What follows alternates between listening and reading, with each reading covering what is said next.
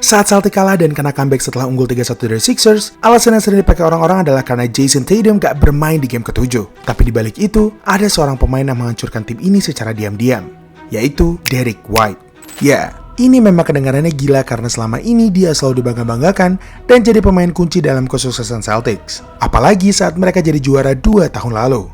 White sering dianggap sebagai bintang Celtics ketiga setelah Tatum dan Jaylen Brown, serta selalu bersinar saat timnya benar-benar membutuhkannya. Tapi sekarang, permainannya berada di titik terendah dan terburuk nggak cuma sepanjang karirnya di NBA, tapi juga sepanjang hidupnya. Di playoff, biasanya White tampil menakjubkan dan catatan statistiknya sangat memuaskan bersama Celtics. Tahun ini, semuanya menurun drastis. Tapi gimana jadinya kalau ternyata tren negatif White ini nggak cuma terjadi di playoff aja? Karena sejak musim reguler, efisiensi syutingnya sudah dinilai mengecewakan dan hampir tidak ada yang membicarakannya.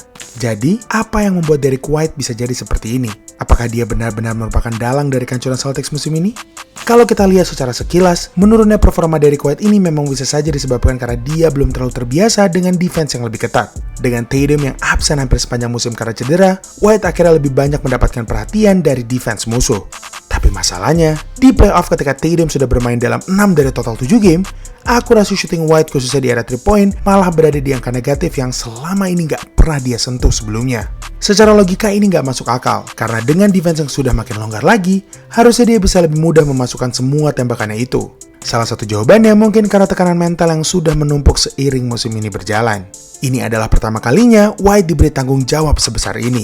Pertama-tama, White masih belum terbiasa dengan itu. Dia harus mengambil banyak sekali tembakan jauh melebihi kapasitasnya. Pada bulan Oktober atau awal musim saja, rataan percobaan field goal-nya sebanyak 17,7 dan untuk 3 point percobaannya sampai 10,5 kali. Semuanya jauh lebih tinggi dibanding rataan sepanjang karirnya. Ini adalah angka-angka yang umumnya dicatat oleh seorang superstar. Jika dilihat dari perolehan poin White pada bulan itu, mungkin kita akan menganggap performanya ini normal-normal aja. Tapi semuanya langsung berubah kalau kita melihat akurasi syutingnya. 32,1% untuk akurasi field goal dan 25,4% untuk 3 point. Sangat tidak efisien. Namun ini masih permulaan saja, karena apa yang terjadi setelah itu bakal membuat White semakin kacau lagi. Seiring berjalannya waktu, tim-tim di seluruh NBA mulai menyadari bahwa White lagi di posisi yang membuat syutingnya sangat tidak maksimal. Jadi, mereka mulai sering mengabaikannya. Sebagai seorang shooter, diperlakukan seperti itu tentu saja merupakan momen yang menyakitkan. Possession ini salah satu contohnya. Tatum masih benar-benar di ujung tengah lapangan, tapi dia sudah diberikan double team oleh defense musuh. Saat bola sudah dioper ke Nikola Vucevic, defense juga difokuskan kepadanya. Sedangkan White, dia dibiarkan begitu saja di luar garis 3 point. Pemain Sixers sebenarnya melihat White yang terbuka lebar di sana, tapi mereka tidak peduli. Malah salah satu pemain mereka menunjuk Jaylen Brown agar mereka lebih waspada dengannya. Ini juga akhirnya menyusahkan Tatum untuk menciptakan ruang kosong di lapangan. Karena tiap White berada di garis 3 point, musuh yang menjaganya tidak akan ragu-ragu untuk melepasnya dan memindahkan fokusnya untuk mengepung Tatum. Dan strategi itu terbukti berhasil dan efektif. Harga diri White diinjak-injak. Sixers menjaganya seolah-olah dia adalah Ben Simmons dan Amen Thompson yang gak bisa shooting. Padahal jauh di dalam lubuk hatinya, dia tahu kalau dia bukanlah pemain dengan tipe seperti mereka. Ini pun lama-kelamaan membuat dia meragukan kemampuannya sendiri. Dalam beberapa momen di seri ini, posisinya sudah terbuka lebar, tapi dia masih bimbang untuk nge-shoot. Bahkan sampai melakukan pump fake yang sebenarnya nggak perlu dilakukan.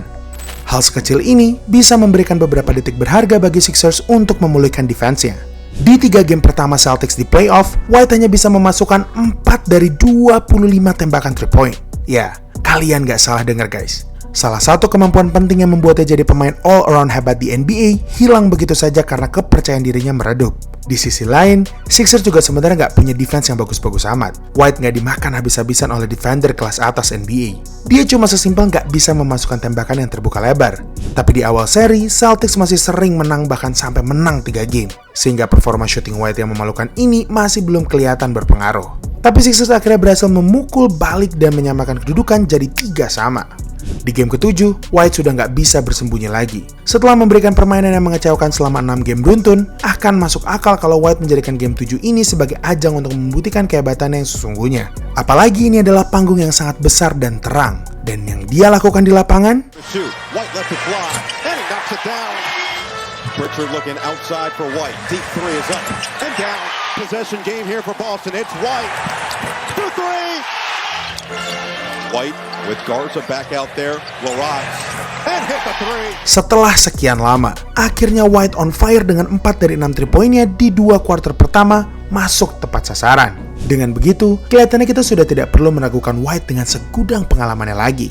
Tapi yang terjadi setelah itu bakal mengubah segalanya untuk White.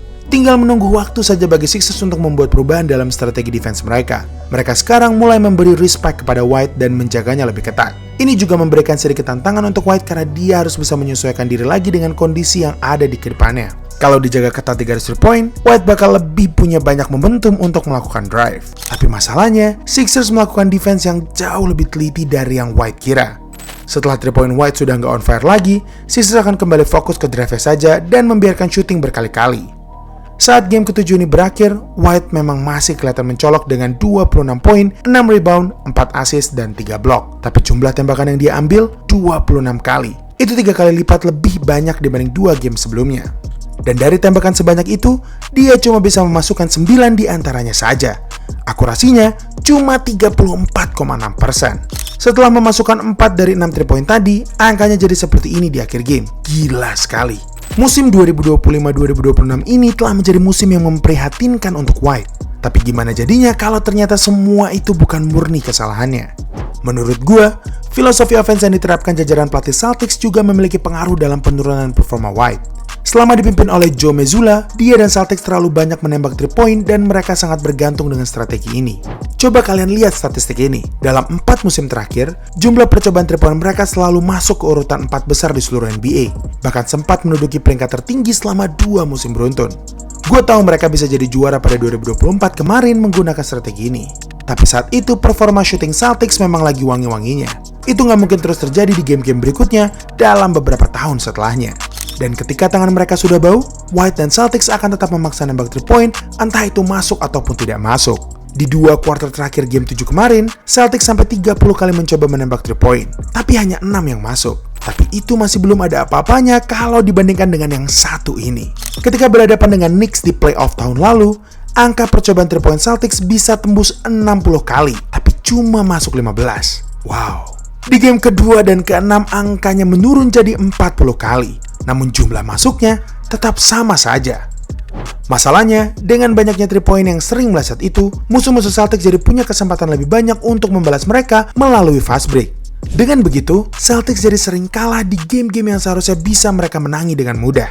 Dan ini secara nggak langsung juga menyia-nyiakan kehadiran Brown dan Tatum di lapangan. Dan yang paling di luar nalar, Joe Mazzulla masih merasa kalau mereka baik-baik saja dan tidak terlalu bergantung dengan 3 point. Padahal dilihat dari statistik saja sudah jelas kalau itu telah menghancurkan mereka.